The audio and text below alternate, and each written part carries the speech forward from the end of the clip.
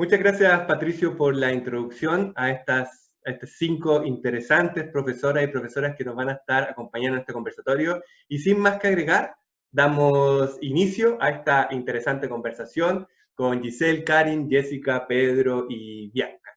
Y la primera pregunta que vamos a hacerles es respecto a la experiencia que han tenido en esta pandemia.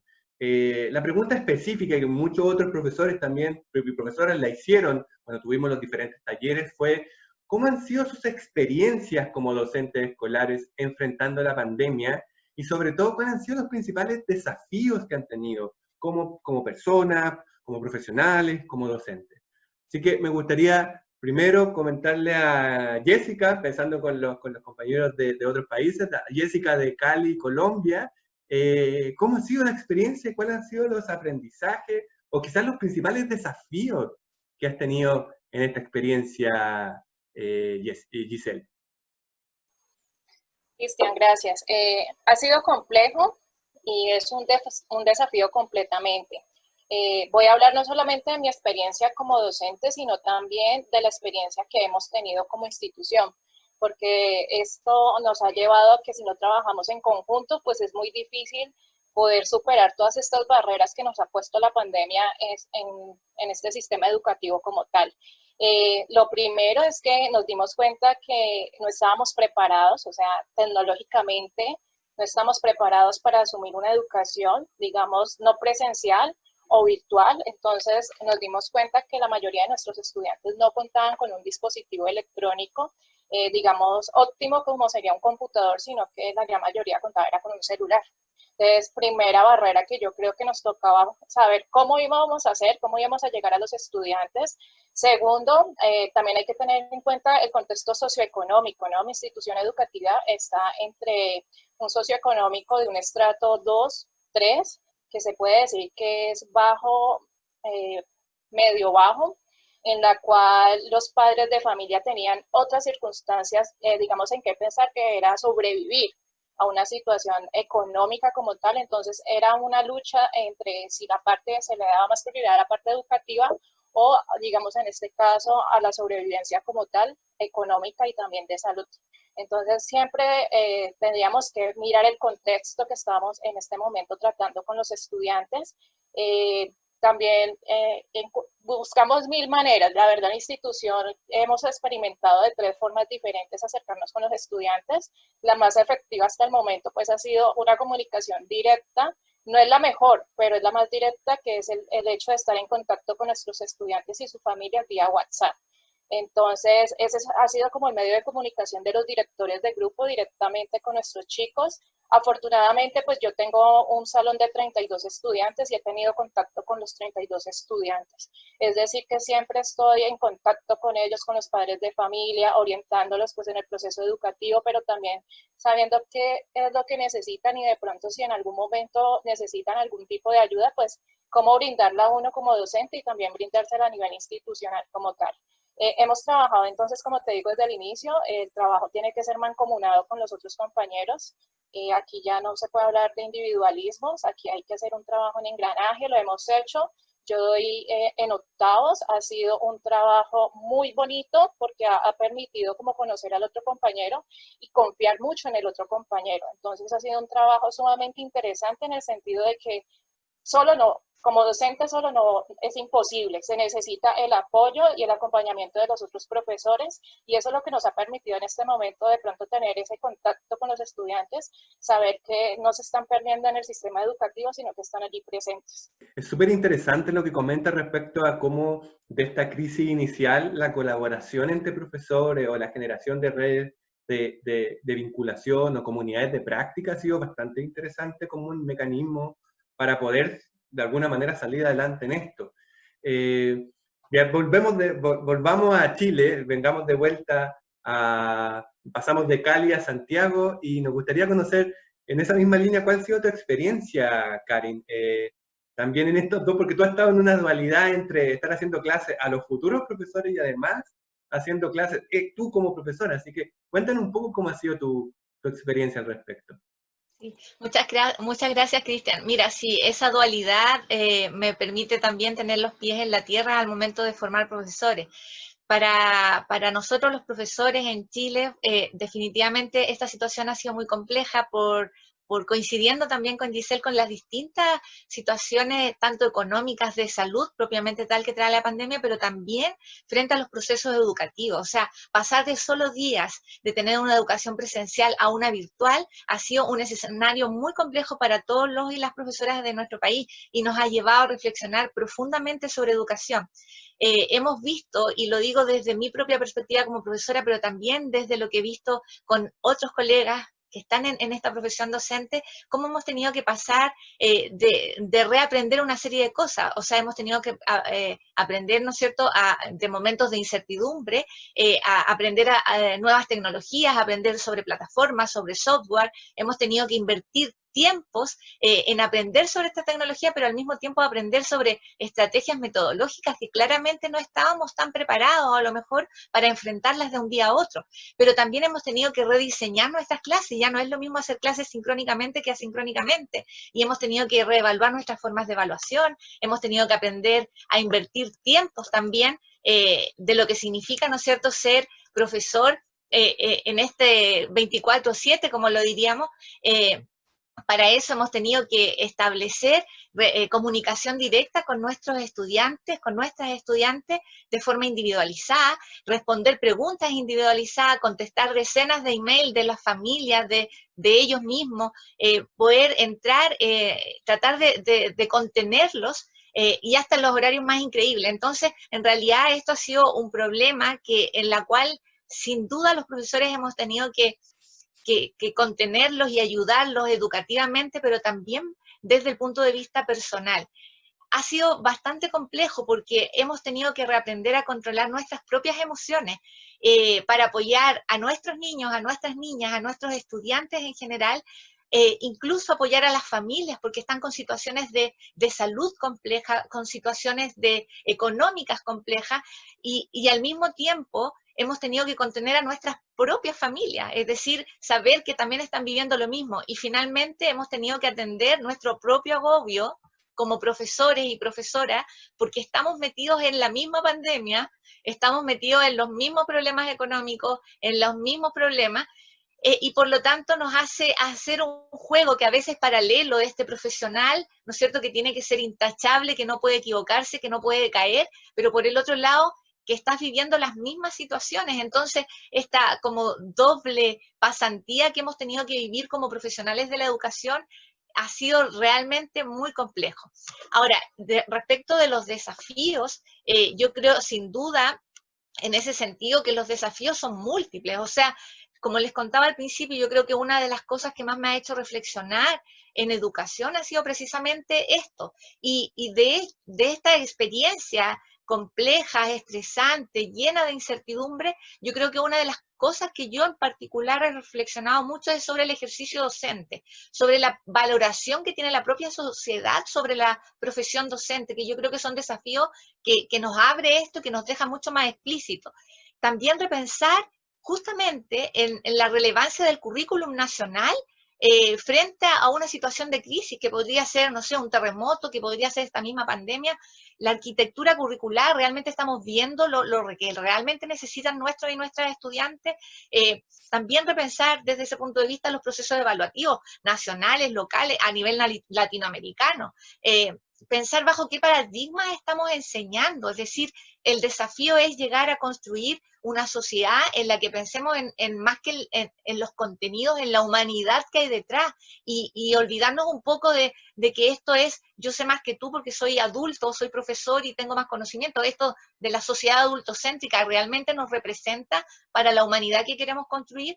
Yo creo que ese es un gran desafío, poder construir una educación con un foco en un desarrollo socioemocional. Preguntarnos, por ejemplo, ¿estamos dando la atención a la salud mental y emocional que requieren nuestros estudiantes, nuestras estudiantes? En estos contextos de crisis, ¿estamos atendiendo nuestra propia salud mental para dirigir a las personas que estamos educando? Yo creo que, bueno, una serie de preguntas, yo creo que las experiencias han sido muchísimas. Siempre yo creo que el desafío como docente es pensar en el futuro para apoyar a nuestros niños y a nuestras niñas y a nuestros adolescentes y estudiantes en general, es centrarnos un poco en el concepto de humanidad, en el concepto de persona. Y yo creo que la educación tiene que migrar hacia esa formación más humana. Muchas gracias, Karen. Nos indicaste varias cosas súper interesantes que ha salido mucho en las conversaciones que hemos tenido con profesoras y profesores a lo largo, no solo de Chile, sino que también a nivel latinoamericano, de esto de por ejemplo, de que esto no se trata solo de tecnología, o no se trata solo del computador o de internet, se trata como de repensar la pedagogía, y eso ha sido, varios profesores me han dicho, esta es primera, yo llevo 25 años haciendo clase, y es primera vez que he tenido que sentarme a repensar la manera en la cual hago clases. Nunca había tenido que hacer como vivir esta crisis de ¿estoy haciendo una buena docencia o no? De quizás cuando le hablaban de que tiene que estar centrado en el estudiante, que antes no me hacía lógica, ahora lo que decías tú, Karen, y lo que decía también Giselle, o sea, de tener que pensar de cómo me contacto con este estudiante que está tan lejano, que ni siquiera lo puedo ver, con este fenómeno que dicen de las cámaras apagadas, donde ni siquiera veo si el estudiante está, no está, etc. Es súper interesante. Y lo otro que comentas también de humanizar el proceso. Yo creo que ha sido extraño. Ayer estaba en un taller y un profesor me decía, a pesar de que este ha sido el momento más como antisocial en el sentido de estar tan distante, ha sido cuando más nos hemos cuestionado la importancia de humanizar la educación. Entonces, lo que comenta Karin en extremo interesante. Y ahora nos vamos de nuevo de Chile y nos vamos a San José, Costa Rica, con Jessica. Y Jessica, ¿cómo ha sido tu experiencia un poco en esta línea similar a lo que comentaba tanto Karin como Giselle, de esto de la noche a la mañana tener que repensar lo que venimos haciendo igual por años? En realidad, bueno, la experiencia definitivamente, ¿verdad? Nos ha llevado a transformarnos un momento de emergencia en el que supera incluso nuestras competencias, nos mueve de una zona, de una forma en la que venimos haciendo las cosas, nos pasamos a un espacio donde las ideas deben de fluir, ¿verdad? Donde reinventamos esta etapa profesional. Primero, la adaptación de la modalidad presencial a la no presencial. La propuesta, primero ir tomando en cuenta el bienestar de nuestros estudiantes, el bienestar, las dinámicas que están pasando nuestras familias, la capacitación docente, la importancia, nos damos cuenta que no estábamos listos, que fue un lanzo, ¿verdad? Al vacío, nos lanzaron al vacío y no podemos detener el proceso. Sin embargo, es importante ir manteniendo ese equilibrio poco a poco de tiempo, de encuentro, de trabajo, sincrónico, asincrónico. ¿Qué es esto, verdad? ¿Cómo ahora lo llevamos al salón? ¿Cómo ahora lo implementamos? ¿Cómo nos vemos? ¿Cómo nos encontramos? ¿Y cuál es aquí uno de los mayores desafíos, pensándolo más en el hoy, en el ahora? Es poder implementar o pensar, actuar o proceder en una lógica diferente.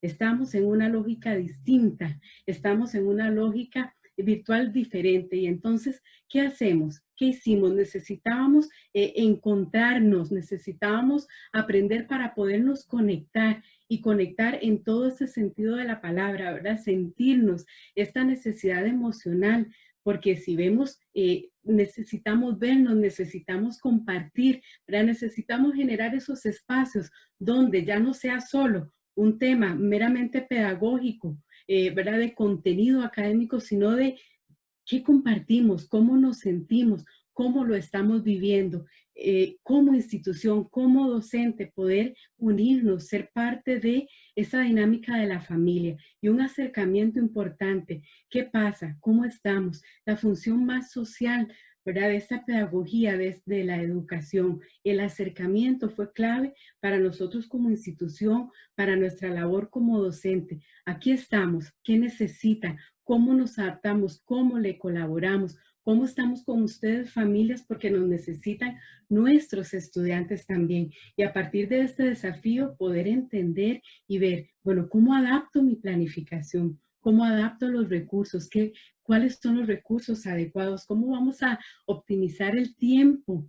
¿verdad? De estos encuentros, qué estrategias, qué recursos, qué hacemos, qué actividades, ha sido parte de toda la experiencia que hemos vivido, ¿verdad? Como institución, que hemos vivido como docente, poder entender también que en este entorno, ¿verdad? Menos es más, cómo le aporto yo al estudiante, cómo damos flexibilidad también al proceso, no forzar, no forzar este proceso. Claro, ¿verdad? Ellos están pasando y como mencionaba Giselle ahora y Karim, ellos están en un momento difícil en el que estamos todos, todos estamos involucrados en una situación que ya de por sí es difícil. Súper interesante lo que comenta Jessica, porque también refuerza la misma idea que iba comentando un poco Karin, de esto de la importancia de repensar el tema como desde lo metodológico, desde lo pedagógico. Ha sido una discusión bastante frecuente con los profesores y profesoras, que ellos me decían, al principio nosotros pensábamos que esto era simplemente pasar de esto a esto y listo, y va a estar todo listo. Aprendo el Zoom, aprendo Meet, aprendo estas plataformas y se fueron dando cuenta que esto significaba mucho más, habían otros desafíos. Entonces, volviendo un poco a la discusión y volviendo también a Chile, yendo a la región de Antofagasta, a Calama, Pedro, cuéntanos, ¿cómo ha sido tu experiencia ahí en la Escuela 21 de Mayo? Bueno, Cristian, primero que todo, tenemos que tomar en cuenta que este periodo de contingencia nos permite aprender en carne lo que es el aprendizaje, ya esta lluvia de emociones que uno siente cuando uno aprende.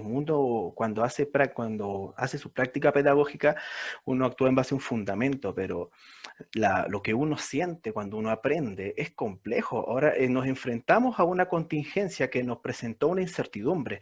¿Cómo vamos a trabajar de aquí en adelante? Que es un trabajo remoto. Muchos profesores que no manejábamos este modo de trabajo, ya después, bueno, curioseamos, nos vimos ahí a conocer este sistema, a ver cómo pudiésemos trabajar de manera autodidacta, muchos, y yo creo que la gran mayoría tuvimos que enfrentarnos a eso.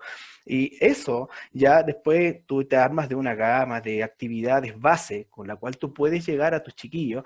¿Y qué es lo que empieza a ocurrir? Aquí te atacan los miedos, ¿cierto? Te ataca la euforia porque está aprendiendo algo nuevo, tú quieres hacer, quieres aplicar un montón de cosas y de repente a ti eso te lleva a algunas frustraciones, también algunas alegrías, y ahí tú te das cuenta que el aprendizaje es una lluvia de emociones súper intensa.